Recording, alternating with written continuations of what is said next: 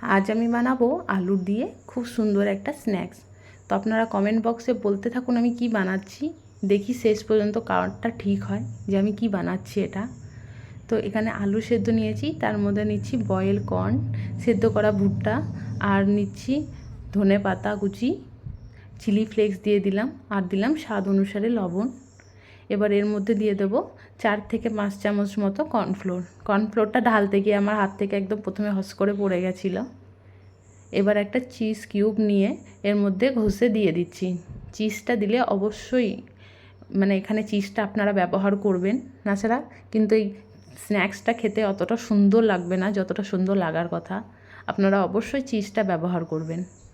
এখানে আমি একটা চিজকে এরকমভাবে ঘষে দিয়ে দিলাম। এবার সব কিছু আলতো হাতে ভালোভাবে মিশিয়ে নেব। এই যেখানে আমার খুব সুন্দরভাবে মিশিয়ে নেওয়া হয়ে গেছে। এবার একটা চাটুর মধ্যে আমি হালকা তেল নিয়ে হাতে করে ভালোভাবে লাগিয়ে নেব, যাতে আলুর যে ইয়েটা আমরা বানাবো, কি বানাচ্ছি সেটা আপনারা অবশ্যই কমেন্টে বলবেন। তো সেটা যেন এরকমভাবে ভেঙে না যায় বা চিপকে না যায়, সেই জন্যই তেলটা লাগিয়েছি। হাতেও ভালো করে তেল লাগিয়ে নেব, দিয়ে এরকমভাবে গোল গোল করে চাটুর মধ্যে এরকমভাবে কেটে একটা শেপ দিয়ে দেব। সাইডগুলো একটু এবড়ো খেবড়ো হয়েছিল, তো আমি কেটে বাদ দিয়ে দিলাম। এরকমভাবে কেটে শেপ দিয়ে দেব। এবার এটা আরও সুন্দরভাবে শেপ দেওয়ার জন্য আমি এখানে একটা কাঁটা চামচ ব্যবহার করেছি।